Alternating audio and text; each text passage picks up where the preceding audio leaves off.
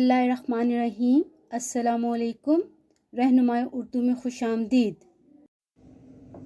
अज़ीज़ तुलबा, हमने जमात नहम का सबक नंबर 12 हौसला न हारो आगे बढ़ो मंजिल अब के दूर नहीं शुरू किया हुआ है। पिछली वीडियो में हम लोगों ने इस सबक के मश्की सवालात उनके जवाबात किए थे। उस वीडियो का लिंक जो है वो डिस्क्रिप्शन में मौजूद है। जिसने वो वीडियो नहीं देखी उस लिंक पर जाकर देख सकता है। आज जो है हम इस सबक का खुलासा तहरीर करेंगे। ये हिस्सा नस्र का आखिरी सबक है।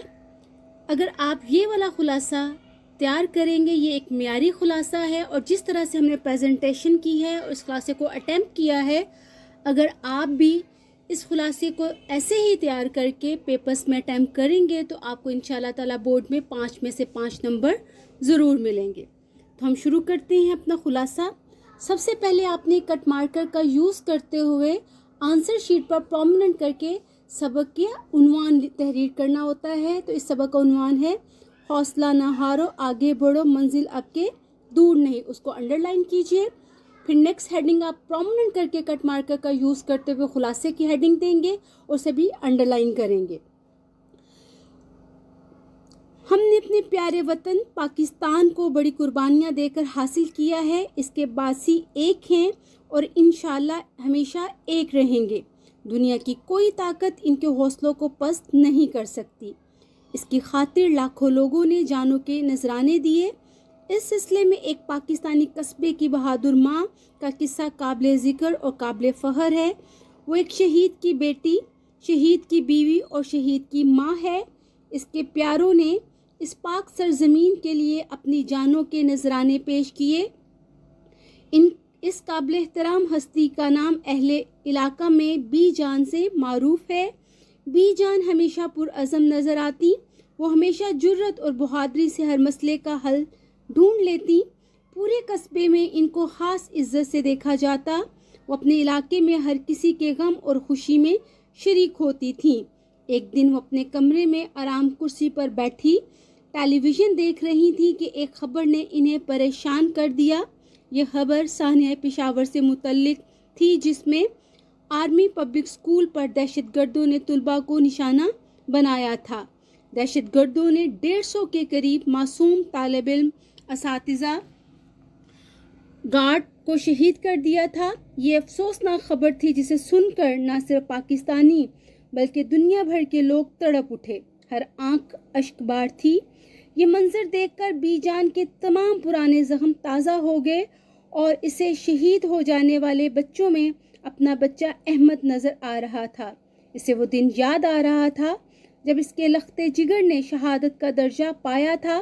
बीजान ने अपने अहमद को इसलिए बड़ा किया था कि वो भी जवान होकर अपने बाप और नाना की तरह फ़ौज में जाएगा और मुल्क अजीज़ की खिदमत करेगा। आहिर अहमद ने एफए के बाद बतौर ऑफिसर फ़ौज में शमूलियत इख्तियार करना थी। वो अपने बेटे को रुखसत करने के लिए इसके साथ मुख्तलिफ तैयारियों में मसरूफ़ थीं, क्योंकि सुबह उसके बेटे ने काकूल एकेडमी एबटाबाद के लिए रवाना होना था। अचानक अहमद ने अपनी माँ से कहा कि कुछ ज़रूरी चीज़ें करीब की मार्केट से लानी हैं। अभी अहमद को घर से गए थोड़ा ही वक्त हुआ था कि अचानक एक ज़ोरदार धमाके से पूरा कस्बा गूंज उठा। वहाँ अफरा तफरी फैल गई। अहमद ने अपनी चीज़ें यूं ही छोड़ दी और ज़ख्मियों की मदद करने लगा। वहाँ से फारिग होने के बाद वो घर को जाना ही चाहता था कि इसने औरत के कराहने की आवाज़ सुनी। वो इसकी तरफ बढ़ा और औरत को सहारा देकर एम्बुलेंस में डालने लगा कि एक और ज़ोरदार धमाका हुआ और अहमद भी शहादत की मंजिल को पा गया।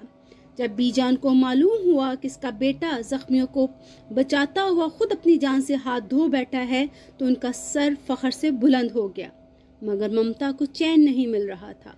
वो हर किसी से सवाल करती नज़र आती कि कैसे दुश्मन हैं जो काली भेड़े बनकर हमारे अंदर छुपे बैठे हैं।